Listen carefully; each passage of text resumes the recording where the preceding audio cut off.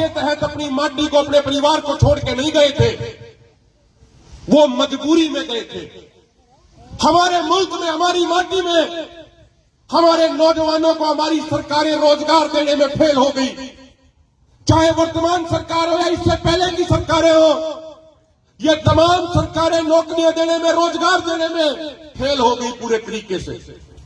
जब हमारे मुल्क में रोजगार नहीं मिल रहा था तो नौजवान मजबूर होके 7 समुंदर पार अपने परिवार को, अपने बच्चों को, अपने मां बाप को छोड़ के बाहर गए। अगर आज हमें उस समस्या का समाधान करना है तो जरूरत है कि कृषि सेक्टर को, खेती सेक्टर को मजबूत किया जाए। अगर नौजवानों को रोजगार देना है तो इस खेती को फिर से फायदे का धंधा बनाना पड़ेगा। जो खेती लगातार सरकारों ने और कॉर्पोरेट घरानों ने मिलकर घाटे का धंधा बना दी है, उस खेती को दोबारा से मुनाफे का धंधा बनाना पड़ेगा। जब जाके नौजवानों को रोजगार मिलेगा और जब जाके नौजवानों का ये पलायन इस तरीके से बंद होगा। मेरे बुजुर्गों, नौजवान साथियों, हम देश की 50% से अधिक आबादी बनाते हैं। देश की 50% से अधिक आबादी हम बनाते हैं। लेकिन आपको यह जान के हैरानी होगी कि अभी कुछ दिन पहले जब हमारे देश की वित्त मंत्री जी ने 8वीं बार बजट पेश किया और 50 लाख करोड़ रुपए से अधिक का बजट पेश किया गया, तो कृषि सेक्टर को उसका मात्र 3.38% यानी 1,71,000 करोड़ रुपया ही दिया गया। मैं आपसे एक बात पूछना चाहता हूं, जो लोग देश की 50% से अधिक आबादी बनाते हैं उनके लिए मात्र 3.38% बजट। क्या ये बात जायज लगती है आपको? गलत है या सही है? ये बात आप हाथ खड़े करके बताओ एक बार सारे के सारे। ये हमारी सरकारें भूल गई कि जब कोरोना के समय में तमाम फैक्ट्रियों को ताले लग गए थे, हमारे देश की अर्थव्यवस्था 26% कम हो गई थी, तो उस समय एकमात्र कृषि क्षेत्र ऐसा क्षेत्र था जिसने 3.6% की पॉजिटिव दर से ग्रोथ करी थी। और न सिर्फ भारत के लोगों का बल्कि पूरी दुनिया के लोगों का पेट भरने का काम इस मुल्क के किसानों ने किया।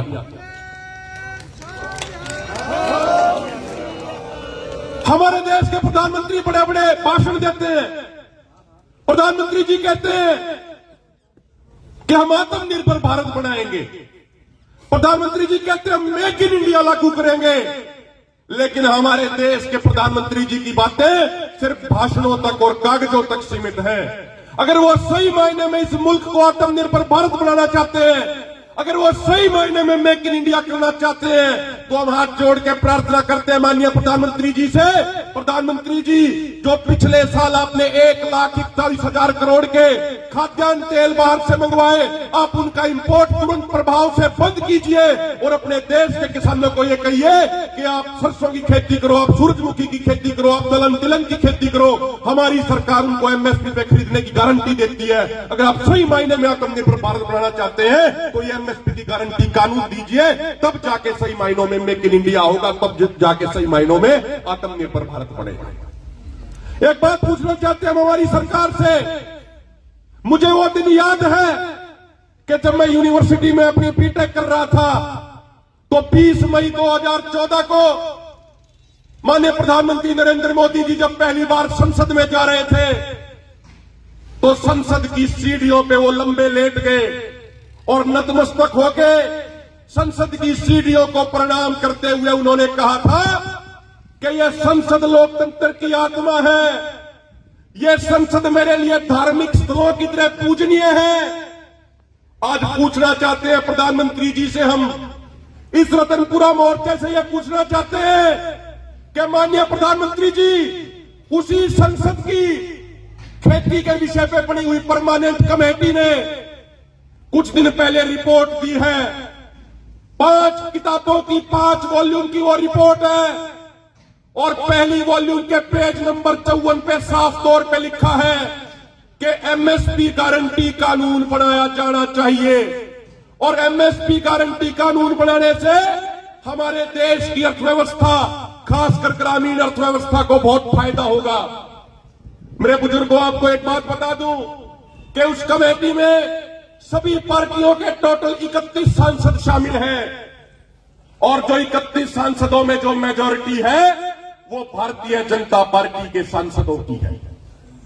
31 के 31 सांसदों ने सर्वसम्मति से, सबकी सहमति से यह रिपोर्ट संसद के पटल पर रख दी कि एमएसपी गारंटी कानून बढ़ाया जाना चाहिए। और उस कमेटी के चेयरमैन चरणजीत सिंह चन्नी जी वो रिपोर्ट लेके सरदार जगदीश सिंह डलेवाल जी के पास दादा सिंहवाड़ा खनौरी मोर्चे पे पहुंचे कि जो आप लोगों का किसानों का संघर्ष है, उस संघर्ष के कारण आज ये रिपोर्ट हमने संसद के पटल पे रख दी है। हम माननीय प्रधानमंत्री जी से यह पूछना चाह रहे हैं कि प्रधानमंत्री जी याद कीजिए उस दिन को जब आपने कहा था कि यह संसद की बिल्डिंग मेरे लिए धार्मिक स्थलों की तरह पूजनीय है, तो आज वही संसद कह रही है कि एमएसपी गारंटी कानून बढ़ाया जाना चाहिए।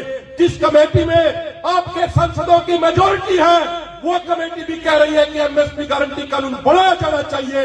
तो देश का किसान आपसे जवाब चाहता है कि क्या उस संसद की कमेटी का सम्मान करते हुए आप एमएसपी गारंटी कानून बढ़ाओगे या नहीं बढ़ाओगे? इस बात का जवाब आपको देश को देना चाहिए। मेरे नौजवान साथियों, बुजुर्गों, आपको एक छोटी सी बात बता दूं कि एक 36 अमीर देशों का संगठन है OECD, organisation for economic cooperation and development. उस संगठन ने कुछ दिन पहले अपनी एक रिपोर्ट में कहा कि साल 2022-23 में जिस एमएसपी का वादा देश के किसानों के साथ सरकार ने किया था, अगर वो एमएसपी भारत के किसानों को मिलता, अगर अचानक से फसलों के आयात निर्यात की पॉलिसियां ना बदली जाती, तो सिर्फ एक साल में भारत के किसानों को यानी आप सब लोगों को 14,78,000 करोड़ रुपया ज्यादा मिलना चाहिए था। कितना ज्यादा मिलना चाहिए था? 14,78,000 करोड़ रुपया। और अगर आप पूरे देश के किसानों पे टोटल कर्जे की बात करोगे, अगर एग्रो बेस्ड इंडस्ट्री का कर्जा छोड़ दिया जाए, तो पूरे देश के किसानों पे जो टोटल कर्जा है वो मात्र 15 लाख करोड़ का है। सभी तरह के कर्जा जोड़ लिया, अगर सारा कर्जा किसानों पे जोड़ ले तो मात्र 15 लाख करोड़ रुपया है। लेकिन सिर्फ एक साल में आपको एमएसपी ना देके सरकार ने आपकी जेब से कितने रुपए निकाल लिए? 14,78,000 करोड़ रुपया। आप मुझे एक बात बताइए कि अगर ये 14,78,000 करोड़ रुपया हर साल भारत के किसानों को मिलने लग जाए, तो क्या कोई नौजवान अपना देश, अपनी माटी छोड़ के विदेश जाएगा क्या? आप बताओ, कोई जाएगा क्या? नहीं जाएगा। और मैं आखिर में एक चीज जरूर कहना चाहता हूं। कुछ लोग मेरे से कई बार पूछ लेते हैं, कुछ पत्रकार साथी भी पूछ लेते हैं कि भाई अब तो बीजेपी वालों की सरकार सेंटर में भी बन गई, हरियाणा में भी बन गई, महाराष्ट्र में भी बन गई, दिल्ली में भी बन गई, अब आप क्या करोगे? मैं उन पत्रकार भाइयों को, उन साथियों को सिर्फ एक बात कहना चाहता हूं, चाहे मोदी जी अपनी सरकार जाके चाहे लंदन में बना ले, चाहे अमेरिका में अपनी सरकार बना ले, हमें फिर भी कोई फर्क नहीं पड़ने वाला, क्योंकि हमारी लड़ाई किसी पार्टी विशेष के खिलाफ नहीं है। हमारी लड़ाई सत्ता में जाने की नहीं है, हमारी लड़ाई एमएलए एमपी बनने की नहीं है, हमारी लड़ाई इस देश के किसानों को उनका हक दिलाने की है। 1990 के दौर में जब 1994 में कैग आया, general agreement on trade and tariff आया, जिसको बाद में डब्ल्यूटीओ के तहत बोला जाने लगा, जिस डब्ल्यूटीओ के तहत भारत की खेती को गुलाम बनाने का अनुबंध पर हस्ताक्षर हुए, एग्रीमेंट ऑन एग्रीकल्चर किया गया। उस समय किसकी सरकार थी भाइयों? उस समय कांग्रेस की सरकार थी। उसके बाद अटल बिहारी वाजपेयी जी प्रधानमंत्री बने। अटल बिहारी वाजपेयी जी ने भी उन्हीं नीतियों को आगे बढ़ाने का काम किया जो नीतियां कॉर्पोरेट घरानों को फायदा पहुंचाती हैं। उसके बाद डॉक्टर मनमोहन सिंह जी आ गए। डॉक्टर मनमोहन सिंह जी ने भी उन्हीं नीतियों को आगे बढ़ाने का काम किया। और उसके बाद नरेंद्र मोदी जी आ गए।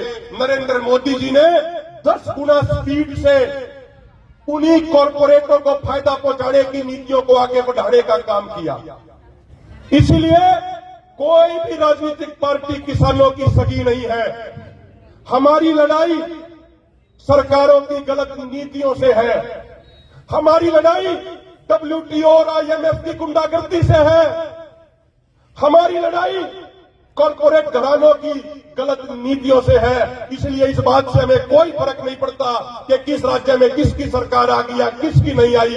हमारी लड़ाई नीतियों के खिलाफ है और अगर हम एकजुट हो गए तो चाहे किसी की सरकार हो, हम हर सरकार को घुटनों के बल लाने का दम रखते हैं।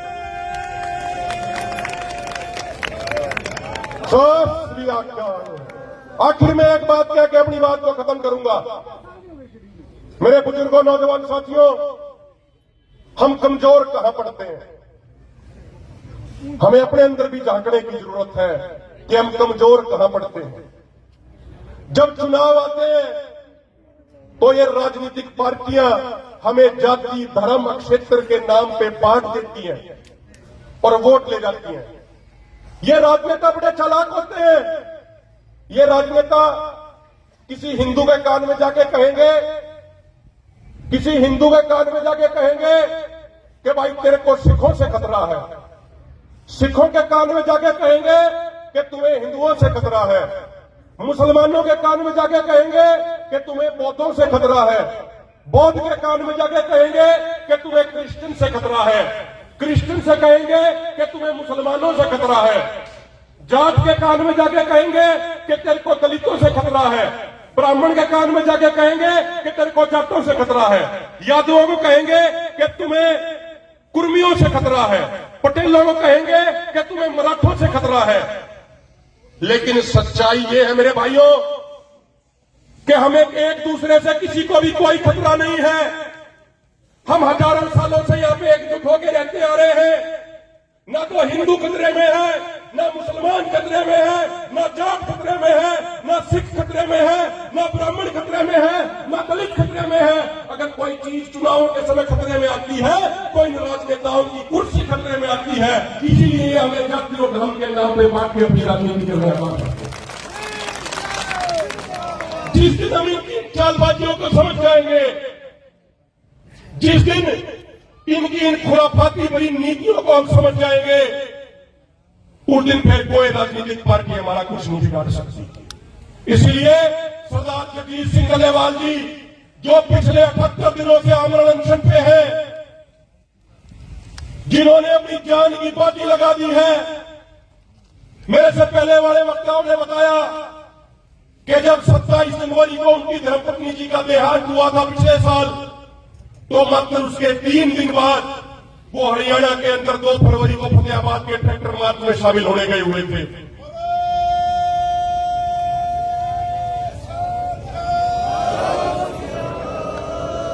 साथियों, 15 साल हमें भी हो गए समाज में घूमते हुए। देश का ऐसा कोई कोना नहीं होगा जिसमें हम गए ना हो। हमने भी लाखों लोगों को देखा, बहुत सारे नेताओं को भी देखा। हमने अक्सर देखा कि माइक और मंच पे नेताओं का बात करने का लहजा कुछ और होता है और मंत्रियों के साथ मीटिंग में बैठ के उनका बात करने का लहजा कुछ और होता है। लेकिन मैं बड़े गर्व के साथ ये बात कह सकता हूं, मुझे फक्र है इस बात पे, मुझे गर्व है इस बात पे कि हम उस किसान नेता सरदार जगजीत सिंह डल्लेवाल जी के नेतृत्व में लड़ाई लड़ने का काम कर रहे हैं। जिस जगजीत सिंह डल्लेवाल जी का माइक और मंच में भी लहजा वही है और मंत्रियों के साथ मीटिंग में भी लहजा वही है। हम उस सरदार जगजीत सिंह डल्लेवाल जी के कदम चिन्हों में चलने का काम कर रहे हैं। इस बात पे हमें गर्व है। और आखिर में एक अंतिम पंक्ति कह के अपनी बात को विराम दूंगा। सरदार जगजीत सिंह डल्लेवाल जी एक ही बात कहते हैं कि जो 14 तारीख को मीटिंग होनी है केंद्र सरकार के साथ, वो तमाम किसान नेताओं को एक ही बात कहते हैं कि उसकी इतनी बढ़िया तैयारी करो कि हम अपने किसान भाइयों का पक्ष बातचीत की टेबल पे भी उसी मजबूती के साथ रख पाए जिस मजबूती से हम और आप पिछले 1 साल से सड़कों में बैठे हैं। वो कहते हैं कि बातचीत की टेबल पे हमारी कोई कमजोरी नहीं आनी चाहिए। बातचीत की टेबल पे भी पूरी मजबूती से हमें बात रखनी है। और आपसे हम एक निवेदन करते हैं और आपसे एक वायदा भी करते हैं कि दोनों मोर्चों के नेता पूरा अध्ययन कर रहे हैं और आप सबका आशीर्वाद रहना चाहिए, आप सबका साथ रहना चाहिए, उस परमात्मा, उस वाहिगुरु, उस अकाल पुरुष का आशीर्वाद रहना चाहिए। बातचीत की टेबल पे बैठेंगे और जब एमएसपी गारंटी कानून पे चर्चा करेंगे तो हमारी केंद्र सरकार के मंत्रियों का और उनके अधिकारियों का एक भी ऐसा सवाल नहीं होगा कि जिसका उत्तर आपके किसान नेता ना दे पाए। सरकार के एक एक सवाल का, सरकार के एक एक मुद्दे का पूरे तथ्यों के सही जवाब देने